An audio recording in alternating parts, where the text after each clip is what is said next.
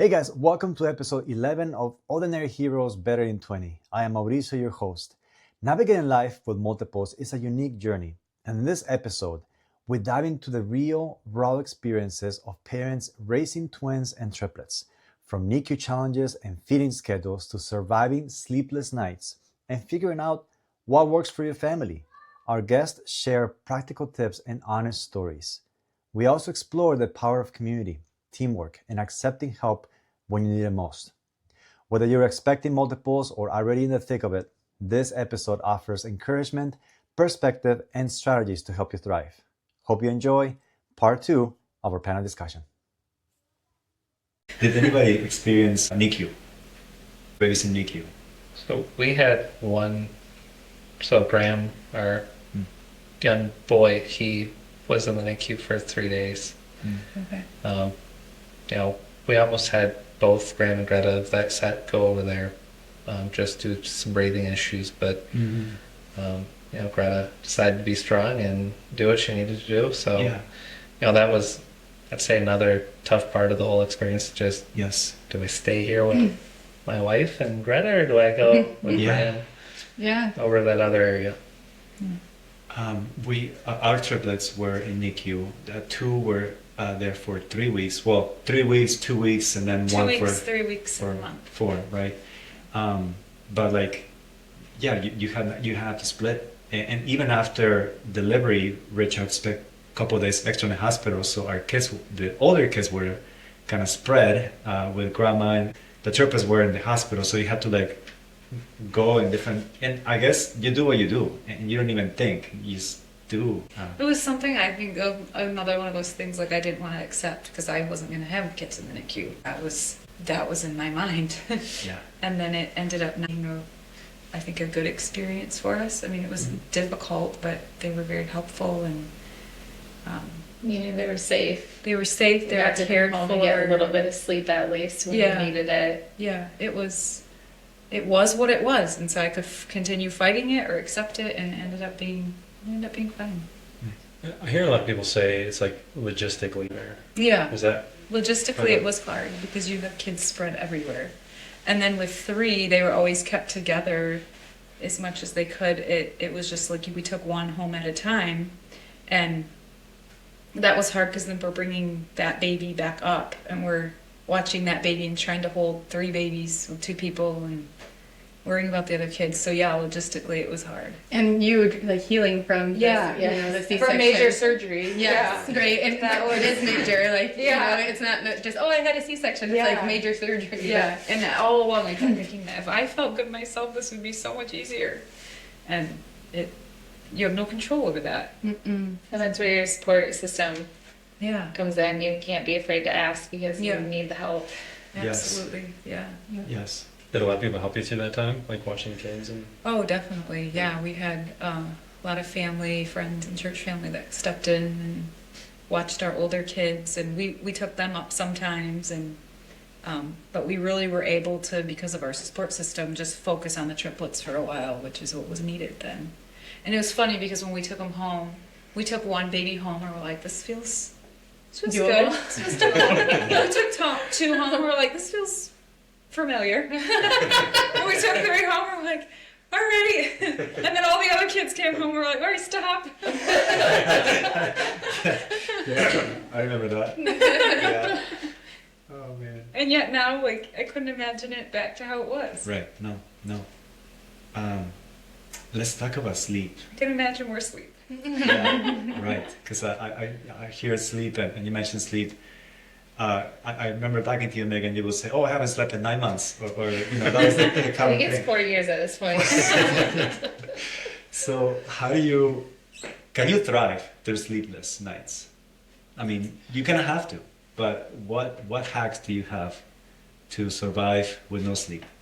So Dave made the comment one time that he doesn't need as much sleep as I do. That would be true of us. So our hack for that, so he gets 3 months off work for paternity leave. So one of our biggest things to figure out the transition is I always get to sleep in. So with the twins, we both got up every single time, every feeding, we both did everything. But once we had the singletons, then I would kind of take more of the night stuff, and then he would take over in the morning, watch the kids while I slept a few hours, power naps here and there. Those are really beneficial. Yeah. But it's hard. So the hard part is like I feel like the general rule is sleep when your baby's sleeping, right? But when you have multiples, Right. you don't always have everybody sleeping at once. Yes. And Or that- multiples, meaning that you have twins maybe sleeping, but your 3-year-olds and 4-year-olds Yes. are jumping on crazy, right? I mean, can you relate to that? Or did you? Yeah, I mean, the first set was definitely easier just to try and do it. Yeah.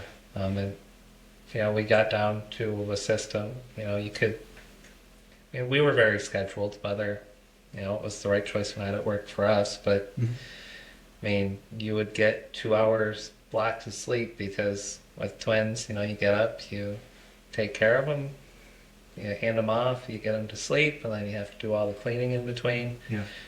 And then hopefully you can get to sleep right away, and if not, you're probably in for a little bit of trouble the next day. But, Yep. for us, once that second set came, be waking up randomly, Yeah. and it was just tough, but we found a way to make it where one of us could take the first half of the night, the next one take the second half of the night, as much as we could, and by the second set we had built up a little bit more supplies, kind of knew what to expect, so we Yeah. could plan a little bit more. Right. Right. So How go did ahead. your babies sleep?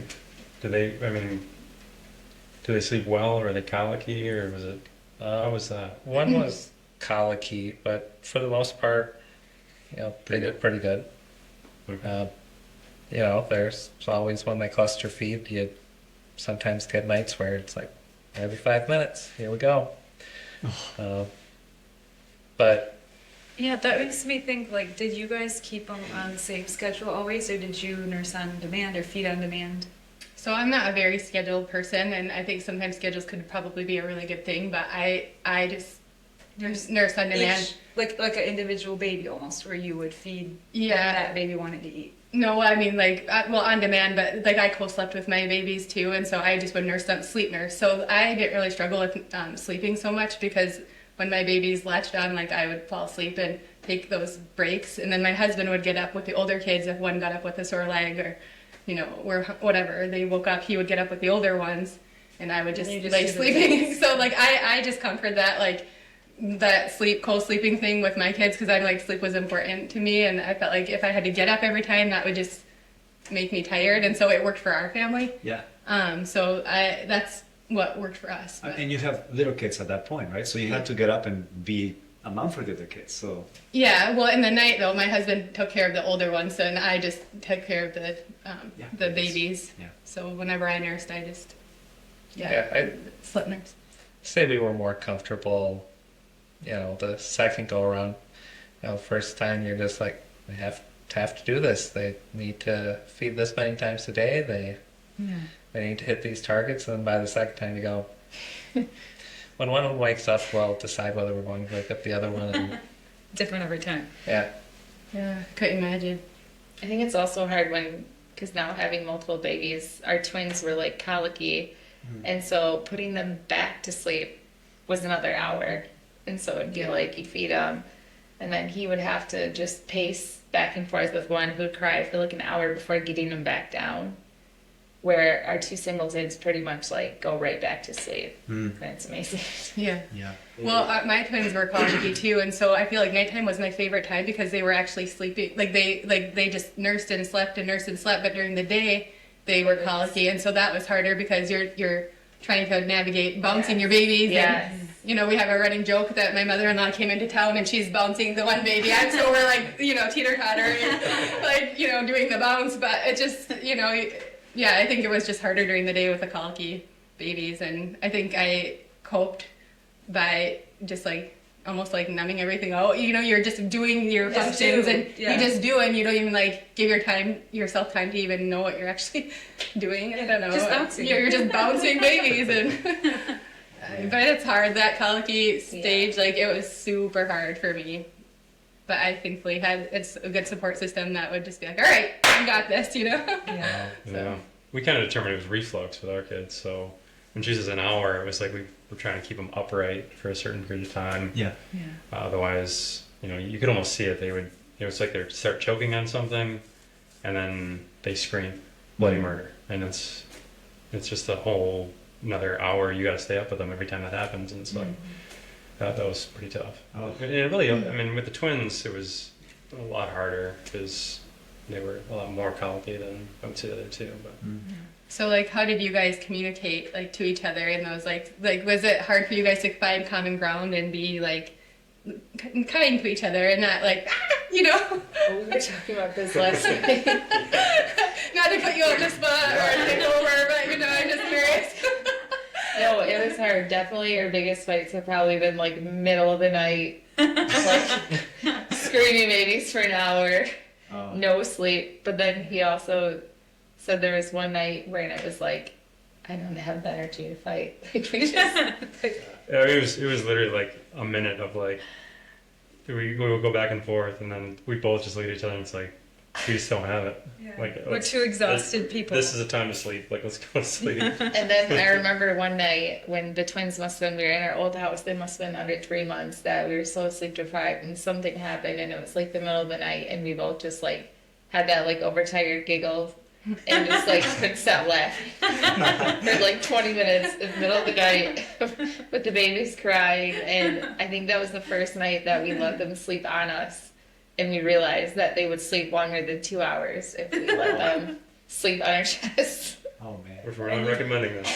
I do. I think it's great. I mean, and that's where I got my sleep. So I'm like, it works. To do is like survival sometimes. Yes. To do what? Yes. We ended up moving at 3 months, and then we all four slept on our big couch for 3 months. Oh wow. Yeah. So we did what we had to do and to get through it and to get some sleep.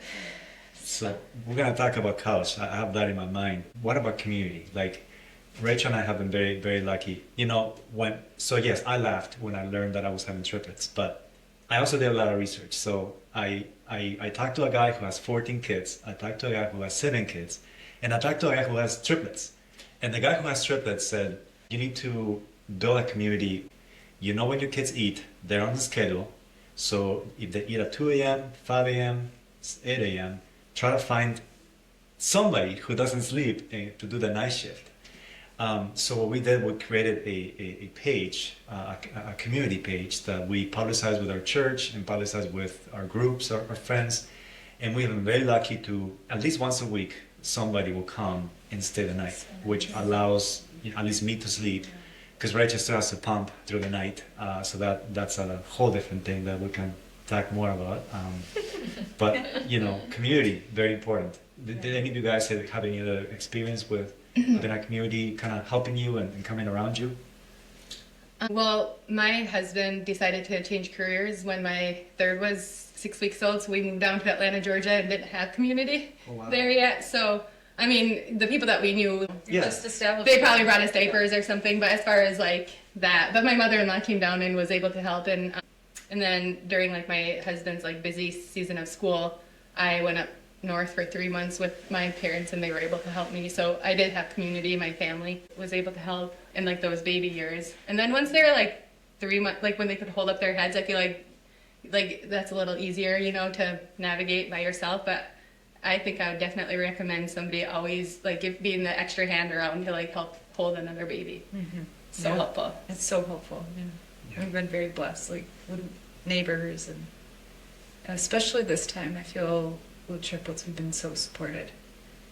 Having people come do night care, and we've kept ours probably a little more scheduled than I thought we would, and it's been helpful. So when at night, like when one wakes, everybody gets woken. Otherwise, what we found by trial and error is that with the triplets particularly, like somebody's always waking, and so you would literally get like a half hour sleep a night if you're fed on demand. Right. Yeah. And so for us, we just kind of stuck to that 3-hour NICU schedule, and we're hoping that it stretches beyond. We're at 7 months now and still not sleeping through the night, but we have hopes of sleeping sometime. And I think we could have one baby that sleeps through the night and maybe two, but then that third one always wakes everybody else up. And it just seems like we can never get them to all sleep.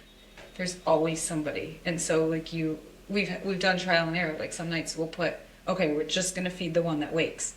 You get them back to bed, the soothing is done. I mean, they don't need soothing anymore, but in the beginning they did. And then somebody else would wake up a half hour after you fall asleep, and you're just like, no, what do I do now? But yeah, anyway, sorry, I know your question was community. No, community and sleep. You know, right now we're, I think, in a 50-50 where most of the time we get some help, but other times we do it ourselves, like me and Rachel do it. Oh. So, you know, I sleep on the couch, and the reason why I do that is because it's perspective. Like I could sleep in the bed, but if I get waken up and I'm in bed, for some reason I get mad. Like I just get, you know, like bothered. But if I'm in the couch, I'm like, okay, I'm sleeping while I care for the triplets. I'm on duty. I'm on duty, and so the mindset to me is helpful. That, you know, just by sleeping in the couch, I'm available versus I'm sleeping in bed and let me sleep. You know, so to me that has been important to. Do the help. triplets sleep in the living room? They sleep. No, Or they they- sleep. They sleep in their beds. Okay. Yeah, but we. Yeah, we slept whoever was on duty was in the living room with them Right. for like the first few months. So do you guys right now each wake up every feed, or do you? So right now he wakes up and does the bottle feeding because it's Yes. really fast, and I pump. Okay. So we're both up about the same amount of time, but he does that, which is really So nice. how do you do? Just like prop the bottles up so Yeah, you can get them so- all at the same time. So first there were two that woke up, right? So you do the pillow and you do the two at once, and then the other one kind of sleep a little more. You always have one that's sleeper than the others, thankfully, at least in our case. So while the sleeping one was still kind of fighting it, I will feed the two, and it usually takes about 15 minutes a person. So you'll do that. But right now we have one that always wakes up, always on the dot. So I'm ready for him. I give him the bottle. By the time I'm done with him, the other guy wakes up, and then it's a cycle. So it's thankfully I got it to the point that I'm up for 45 to an hour, where first one, second one, third one, and then do it one at a time. There are times that two wake up at the same time, but I just let them cry a little bit because by the time the milk is ready, then I'm done to do. It's just easier to give the one-on-one attention versus trying to, because now they're moving their necks.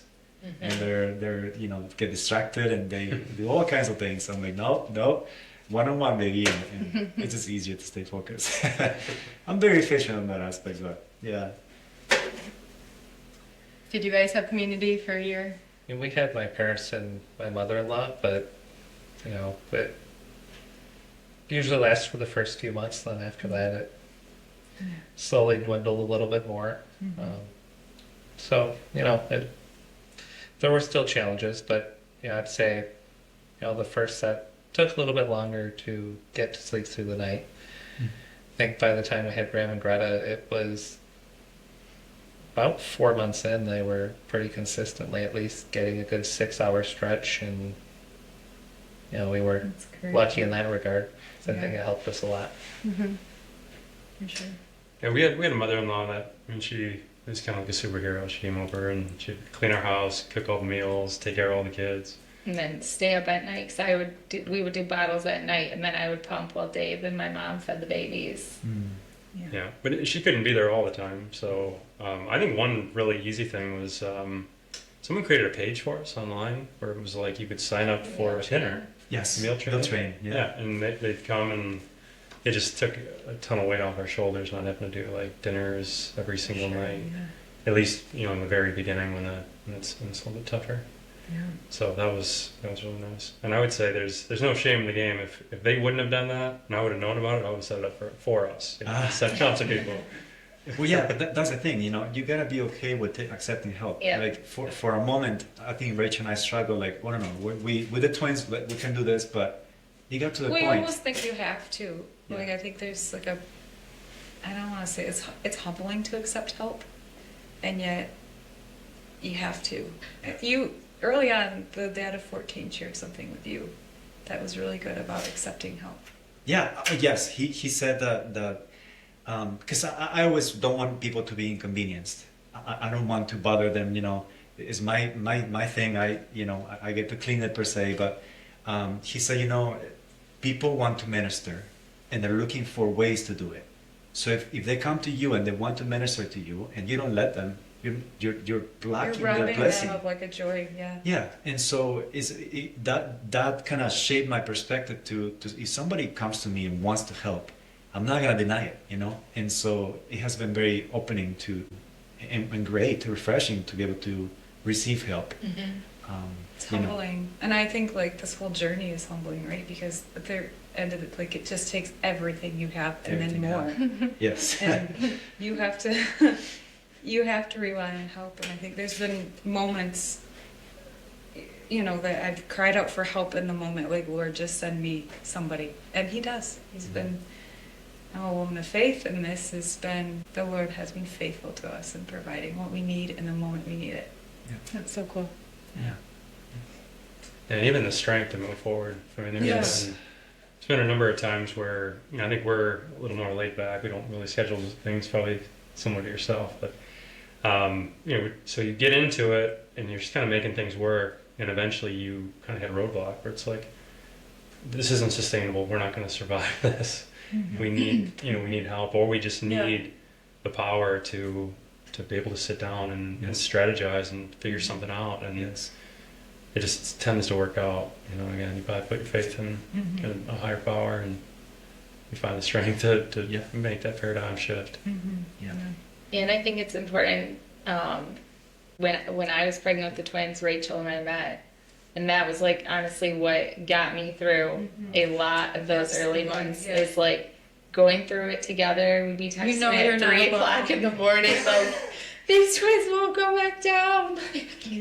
I'm so tired, and it was to just know that you're not in it alone. You're not in it alone. We're doing it together. So one of my biggest recommendations would be if you have another mom going through it at the same time as you, or a mother of multiples that has gone through it previously, to kind of be your coach and encouragement, because that is just, it's so different than a single. Yes. At least in my perspective. It's 100%. You can find somebody else that is going through it. Like, just to even, like, you don't feel guilty about venting to them because you 100% know that they know what you're feeling. Yes. And sometimes I think that was hard, is I expected other people to understand what it felt like, and you can't. You can't expect them. They wanted to. Well, and I think they know what it's like, like you said, they're like, I had one 18 months apart, whatever. Like, and you are busy, but it is different when there are 2 babies or 3 babies. I couldn't even imagine having a third through in there.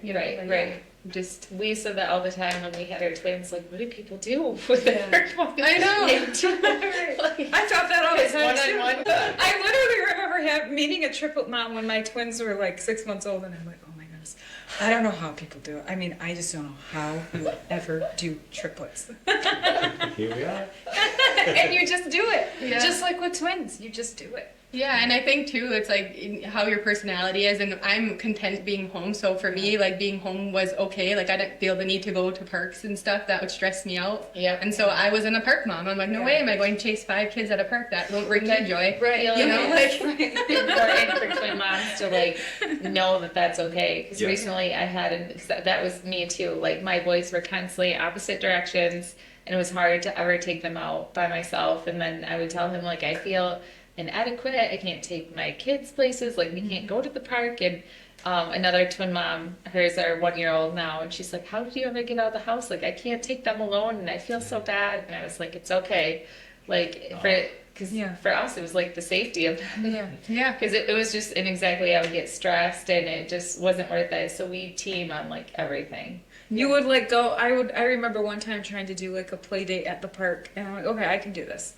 The twins are just walking, and they make these play structures where like the little toddler one starts on one end, but it bleeds into the big one, and I've got one twin over here, and I've got one over here, and I'm just like, I gotta go home now. I can't do this. That's to have somebody there helping me. I would go to the park with my husband when he could be helping, but it's like, if one needs a book it over there to help that kid, and but I just, I think it's okay to say no to things too, and it's like, you get to, when you have help, you can go to the park and do that thing, but you don't have to put it all on yourself. Hey friends, Thanks for tuning in to this episode of Ordinary Heroes Better in 20. Today we explore the challenges and rhythms of life with multiples and how support and teamwork can make all the difference. Remember, you don't have to do it alone. Accept help, find your rhythm, and celebrate the small wins. Life with multiples is tough, but with patience, perspective, and support, you can thrive. You're doing an amazing job. Keep going and cherish the little moments of joy in the chaos. On our next episode, we'll dive into how to strengthen your marriage in the midst of family fun. I can't wait to see you there.